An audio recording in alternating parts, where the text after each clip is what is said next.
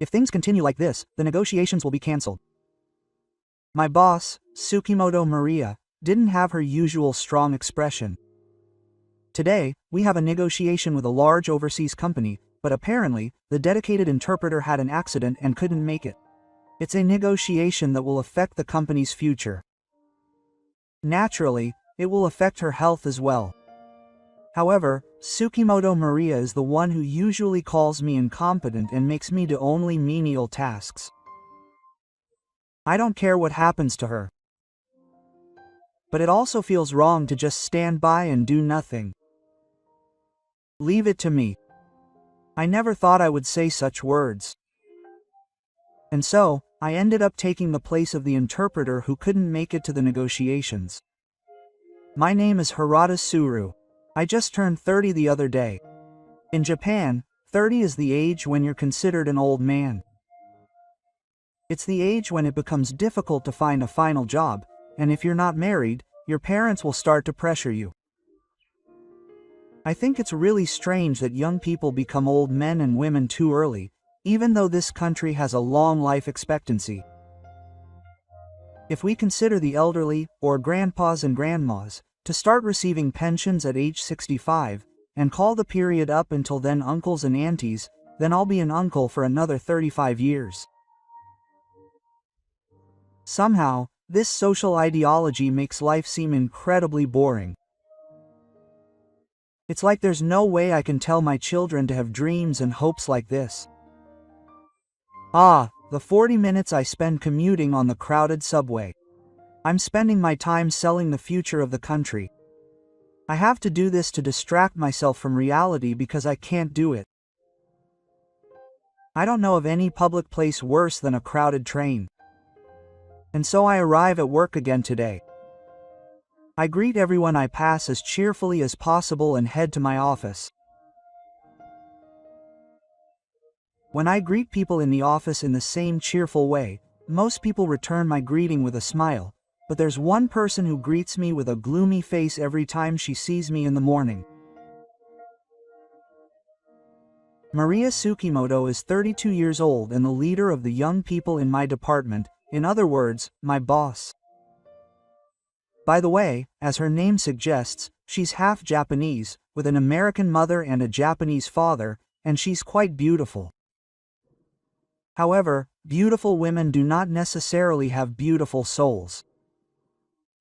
I think Tsukimoto Maria is the woman with the most difficult personality I have ever met. Of course, beauty is subjective, so no matter how much I say that she has a difficult personality, not everyone will agree. In fact, to be precise, a beautiful woman can be more likable if she is a little harsh. However, she hates me. The intensity of her criticism towards me is not just a matter of how much. In fact, when I greet her, she just makes a disgusted face and doesn't even return my greeting. Japanese people are all kind, so they turn a blind eye to it, but in America, I would have no hesitation in filing a lawsuit, saying that I was being harassed by my boss and that I would speak out and go to the trouble of doing it. So why does Tsukimoto Maria hate me? It's because I am incompetent and can't do my job. She absolutely hates incompetence.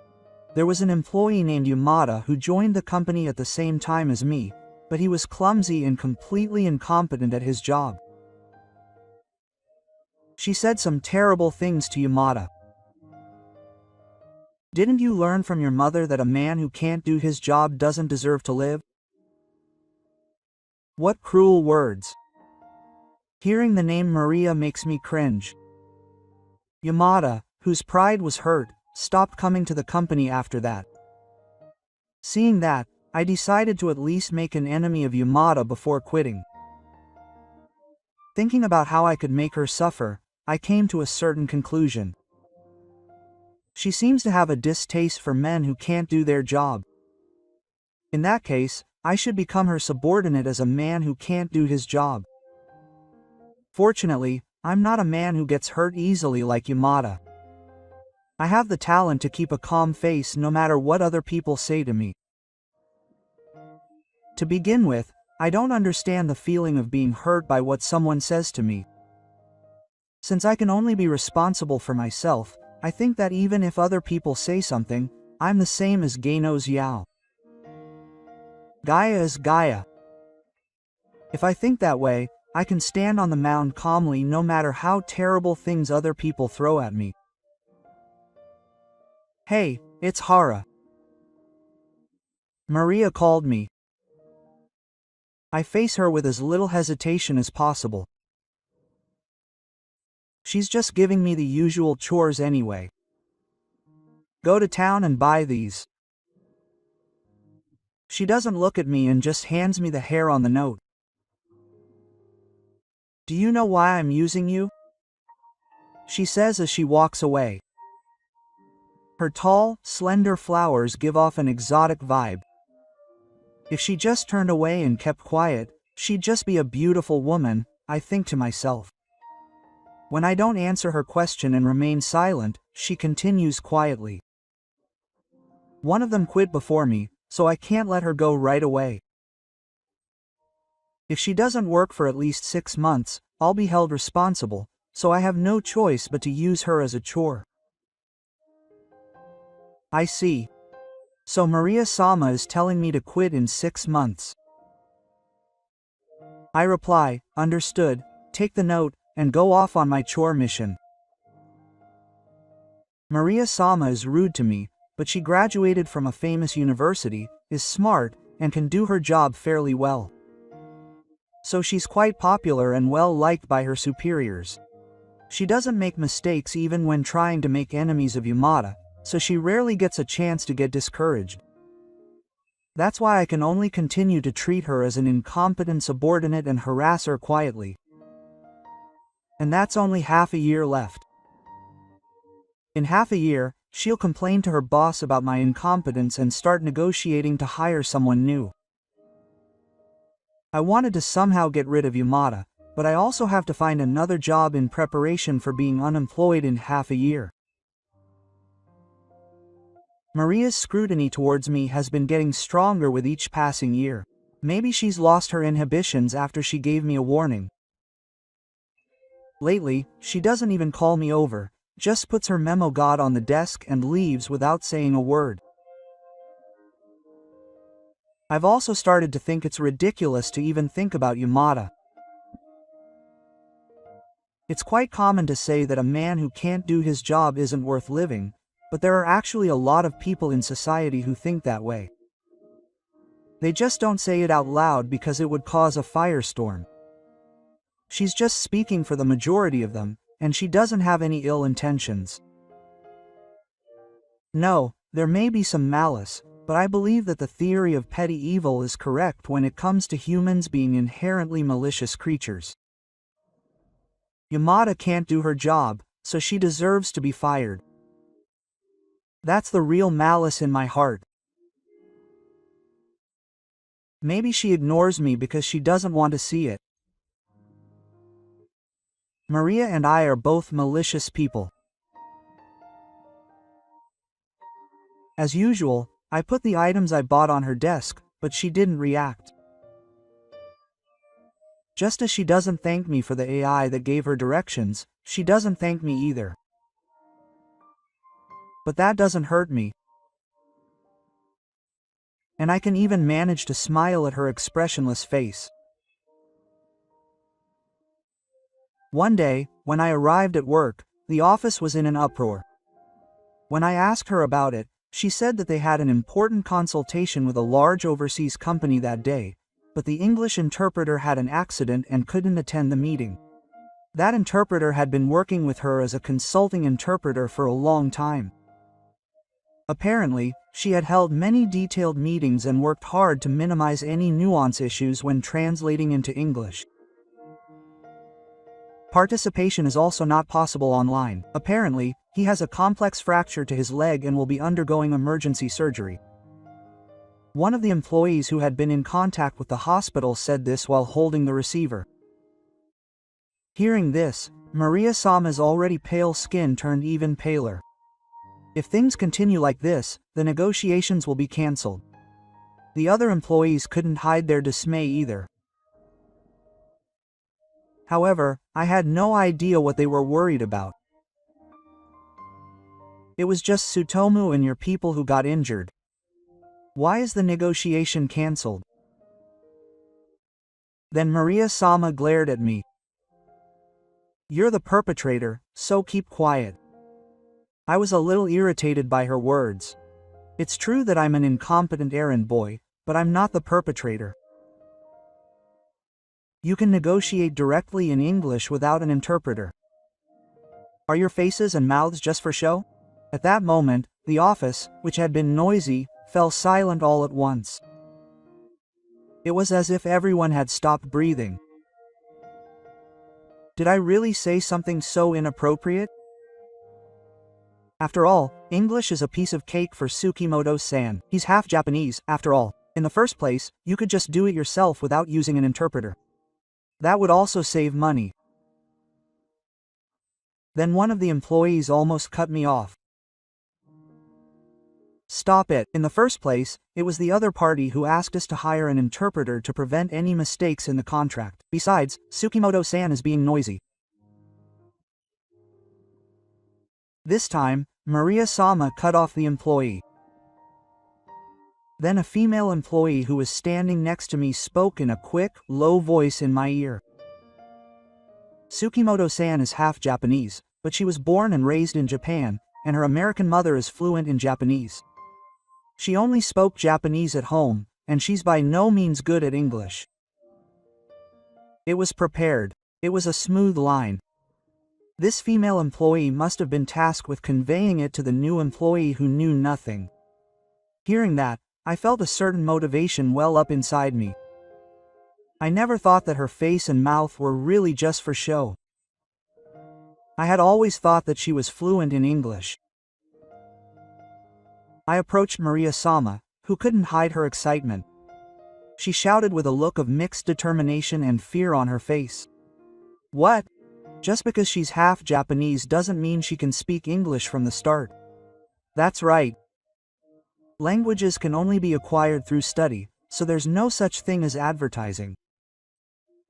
It's my fault for assuming that she'd be able to speak English because she's half Japanese. So I'll do this important thing, slowly bring my face close to hers, and whisper in her ear, "Leave it to me." The air is filled with the smugness of the employees. Maria-sama stares at me with a surprised expression. That was the first time her gray, blue eyes stopped glaring at me.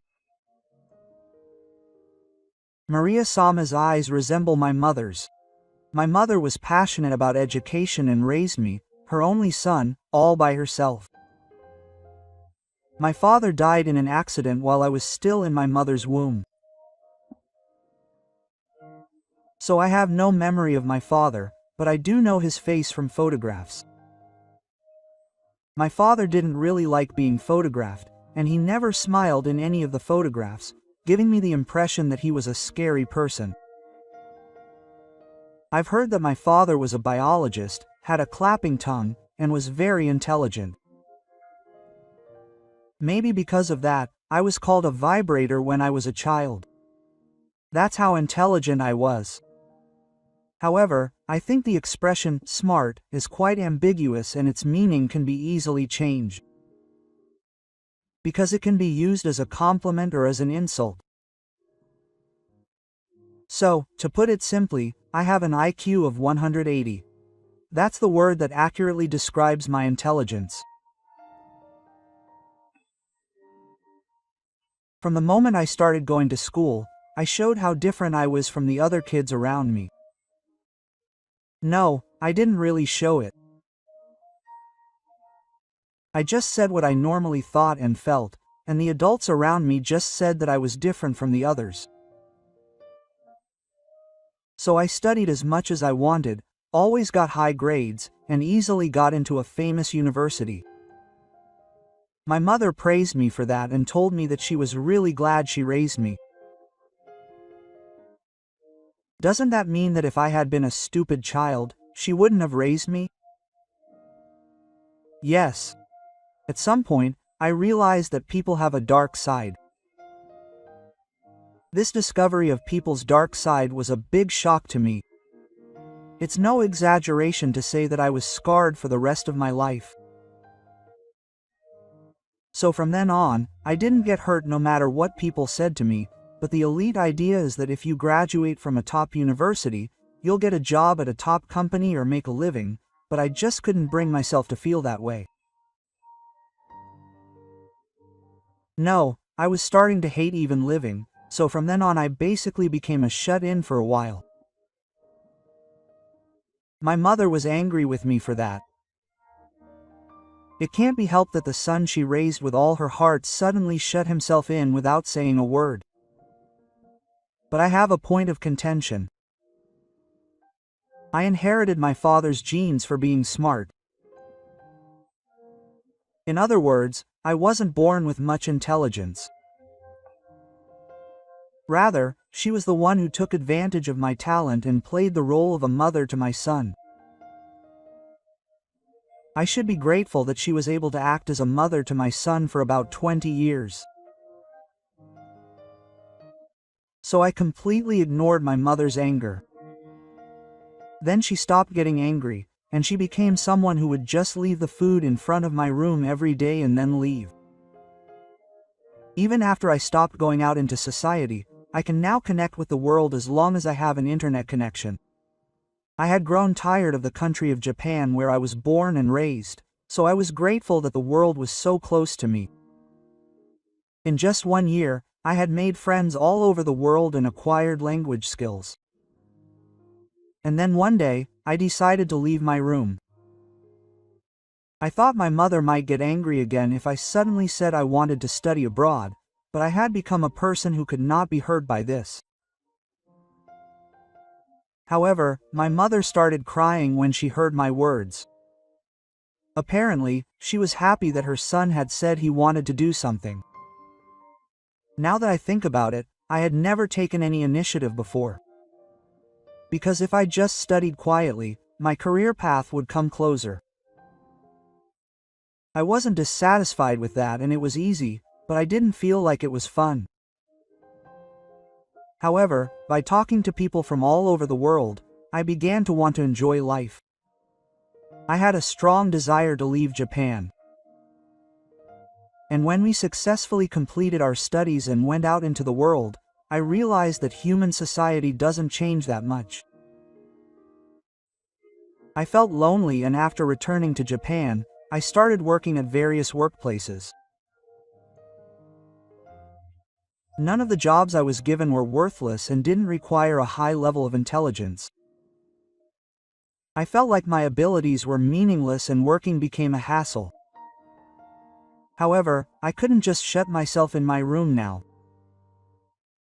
Whenever I felt like giving up everything, I would always remember the sight of my mother crying.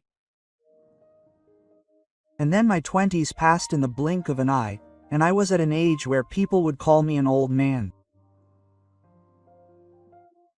Let me see the documents for the interview. I decided to help this sensible Maria. When it came to Yamada's job, well, Yamada didn't matter at all. I thought it would be in my best interest to help her. Maria was like a half-god at my suggestion. However, when she saw me instantly understand the documents she was given, her despair seemed to change to hope. That's right. This interview would be a major mission that would affect the future of the company. Whether it succeeds or fails would be a major decision for her that would determine the fate of her life. What are you? Why are you pretending to be incompetent? She asked me with a scornful look on her face after I had grasped the general outline of the interview. At first, I meant Yamada's job. Tsukimoto-san hates incompetent men, so I thought she would be annoyed if I played the incompetent one. Then her expression twisted even more. Huh? What's that? I don't understand. Of course I don't understand. There's no point in it. Besides, if I'm going to cause you any trouble, it's best if I quit right away. I'll have to explain to my boss why I made 2 new employees quit. Yes, if I quit, I would have been able to move in. And yet I was going to sit here doing odd jobs for half a year. Then why didn't you quit? I must have been pretty harsh to you. To my surprise, she was aware that what she had been doing was terrible. She certainly was harsh to me. But I was completely unharmed. It didn't hurt or itch at all. Then she looked at me from a distance. It was as if I was standing quite far away and squinting at her. Oh, you're broken in some way. She looked at me with pitying eyes. I wanted to say, so what? And laugh, but for some reason my expression froze and I couldn't laugh. Then I finally realized. For the first time, I had received someone's pity, and I had been hurt. But I didn't feel bad. Rather, I felt relieved when I realized that there was a normal human being inside me who could get hurt.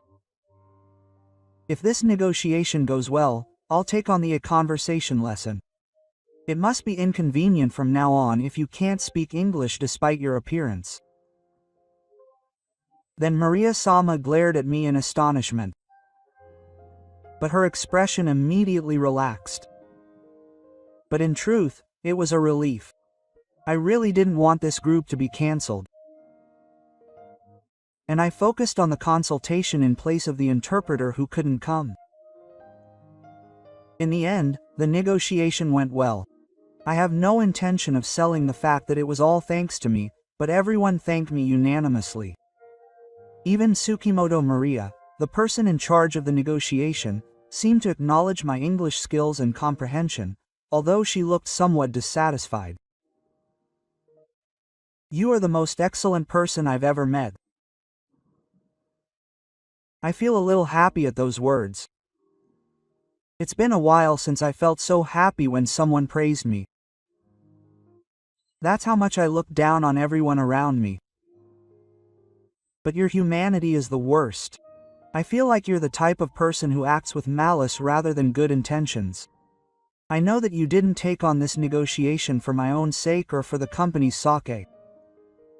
As expected, Maria Sama is the meanest and most intelligent woman I've ever met. I think she could rival you in terms of bad personality. When I said that, she suddenly sneered. It was an awkward smile, but it suited her appearance, which was unlike that of a Japanese person. It's been a year since Tsukimoto Maria declared me her bride, but I still work under her.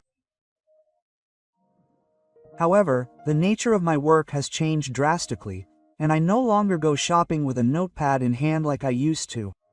Instead, I spend my days following her around visiting clients. Incidentally, the common language between me and her is English. If you want to improve your language skills, the quickest way is to incorporate it into your daily life. And research has shown that you can further improve your language skills by talking to someone you've had sex with. Maria Sama. No, Maria and I have only just begun our relationship. Incidentally, it seems that her dream is to one day have a conversation with her grandmother who lives in America.